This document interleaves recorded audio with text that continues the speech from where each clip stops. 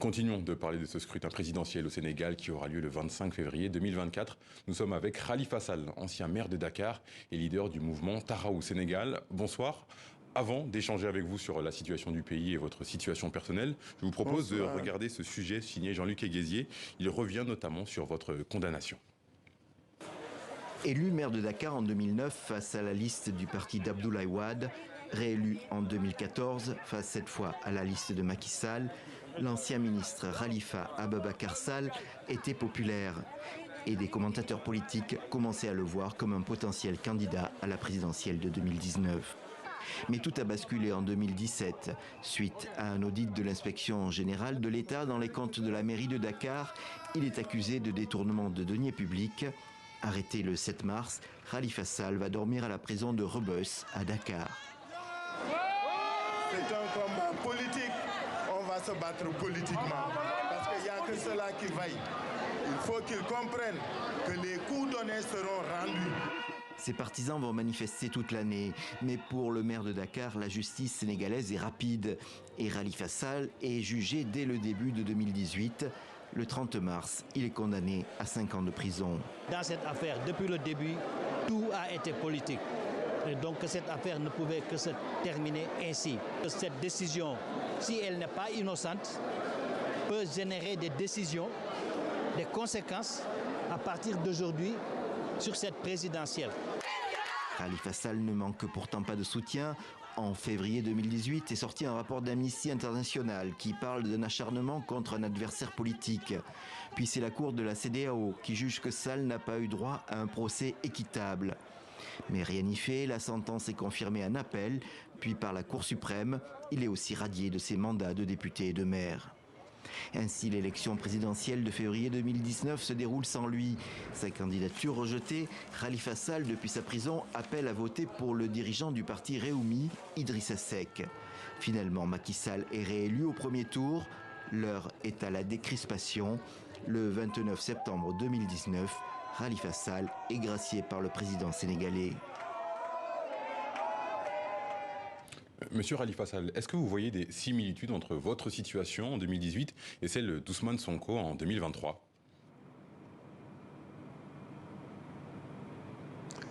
J'avais dit dès l'entame de cette situation en 2021 que Ousmane Sonko ne devrait pas être la troisième victime de cette méthode de faire pour écarter des candidats.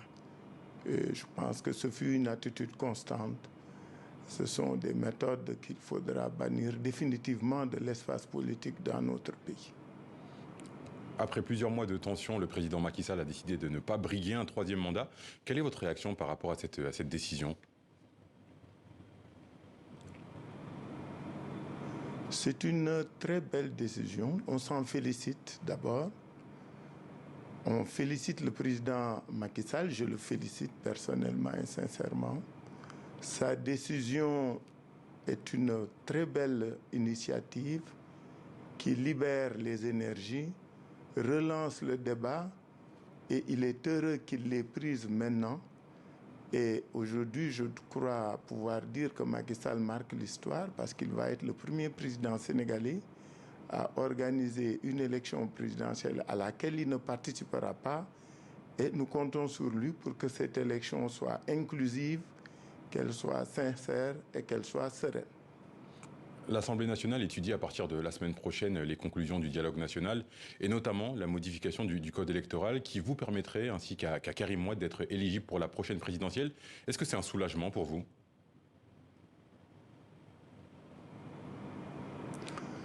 Un soulagement, je ne sais pas, mais en tout cas, c'est justice qui nous est rendue à Karim et à moi et nous voudrions que cette même justice s'étende à tous les acteurs et à tous les candidats. Le dialogue a été un fort moment de communion, de discussion, de débat autour de la démocratie sénégalaise.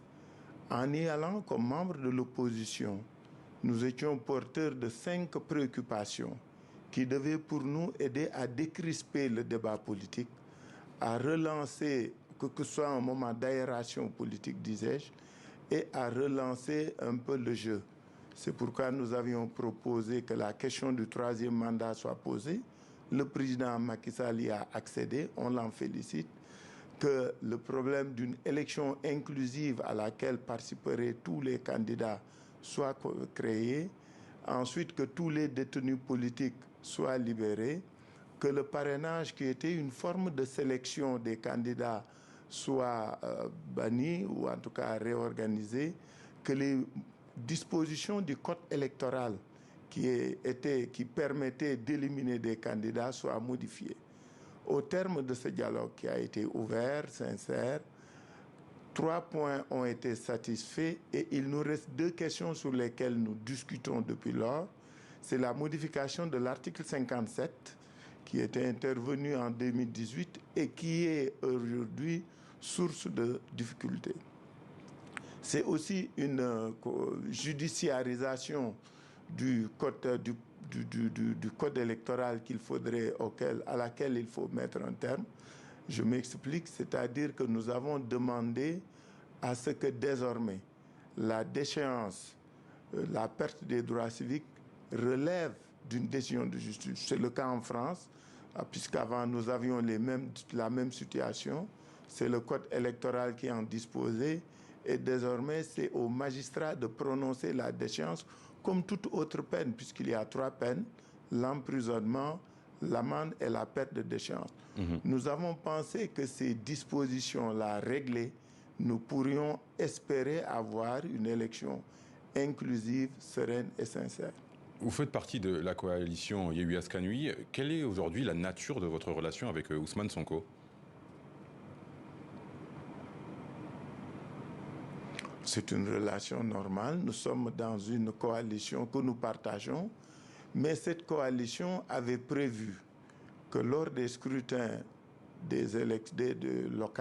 locaux, lors du scrutin des législatives, qu'on ait des listes communes. Donc nous sommes allés tous ensemble au local et aux législatives.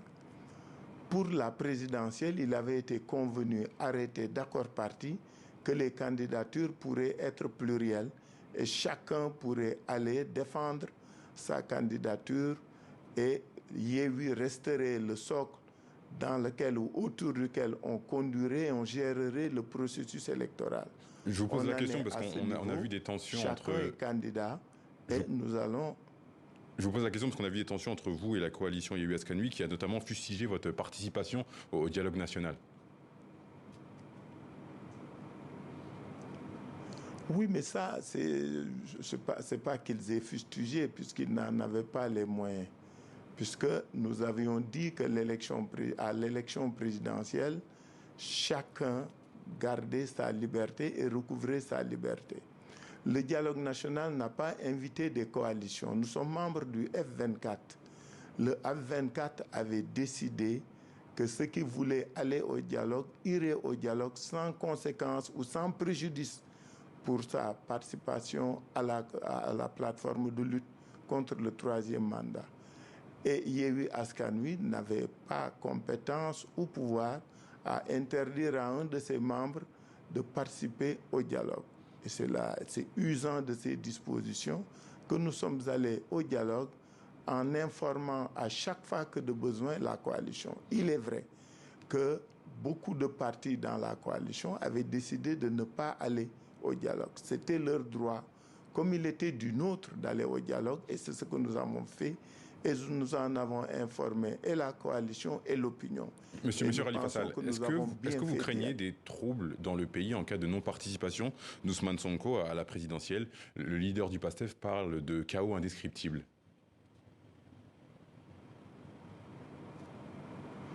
Vous savez, ça c'est l'État. C'est l'État que vous devriez interpeller et non moi.